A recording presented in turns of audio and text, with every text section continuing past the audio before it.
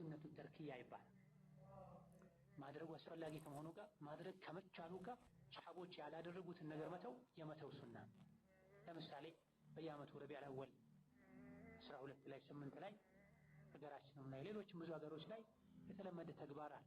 የነቢ መውሊድ ብለው ተሰብስቦ መንቡማ ማለት አርዶ መብላት።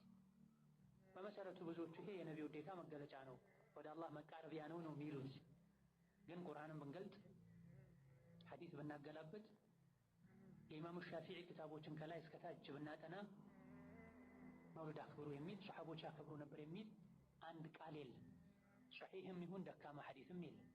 ነቢ ካላከበሩ አክብሩ ካላሉ በዘመናቸው ሰሐቦች ካላከበሩት አክብሩ የሚል ሶሒህም ይሁን ደዒፍ ሐዲስ ከሌለ ሰሐቦችም ኢማሙ ሻፊዒም ኢማም አሕመድም ኢማም ማሊክም እስከ 4ኛው ክፍለ ዘመን የነበረ አንድ ዓለም እንኳን ካላከበረው ከዛ በኋላ የመጡ ሰዎች አዋቂውን ካቢባሉ ስላከበሩ እኛ እናከብር።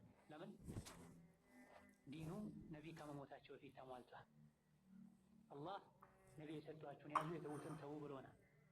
ሰሐቦችን ተከተሉ ብሎናል። በማድረግም በመተው እንደ አቡበክር ነቢ የሚወደድ ከነቢ ጋር ሙሉ ሕይወታቸውን አሳልፈዋል።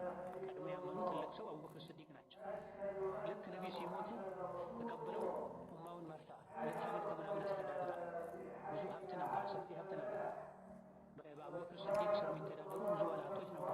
ዑስማን ሀብታም ነበሩ። አብዱራህማን ኢብኑ ዐውፍ ሀብታም ነበሩ። ለምን አላከበሩ? ውዴታ አንሷቸው ነው? ከኛ በላይ ነቢዩን ይወዳሉ። ሀብት ስላልነበራቸው ነው?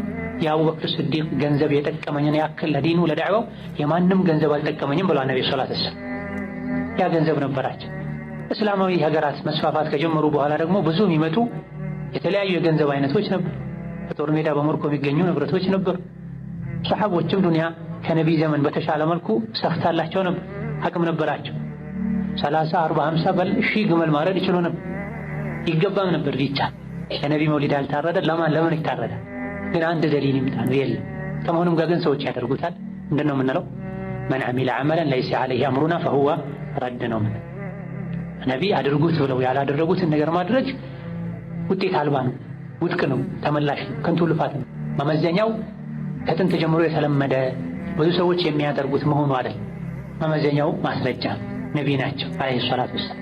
ስለዚህ ይሄ ሐዲስ እያንዳንዱ የነቢይ ወዳጅ ሊያፍበው ሊረዳው የሚገባ ሐዲስ። አጭርም እናታችን አይሻን ያስተላለፉት የነቢይ ባለቤት መን ዐሚለ ዐመለን ለይሰ ዐለይሂ አምሩና ፈሁወ ረድ። ለዚህ ስራችሁ ማስረጃ አለው? አምጡ፣ እኔም እፈልጋለሁ፣ ኸይር ወዳለሁ፣ አጋሩኝ፣ ለስራ አጅር ላግኝ፣ ደሊሉን ስጡኝና ደሊል የለውም አይደለ? ተውት፣ አትድከሙ። ምክንያቱም ነቢያችን የተኛውም እኛ ስሩት ያለንን ስራ የሰራ ስራው ውድቅ ነው ተብሎ በማስረጃ ነው መተማመን ያለብን። ቀብር ስንገባ የሚያዋጣን ሲራጥን የሚያሻግረን ማስረጃ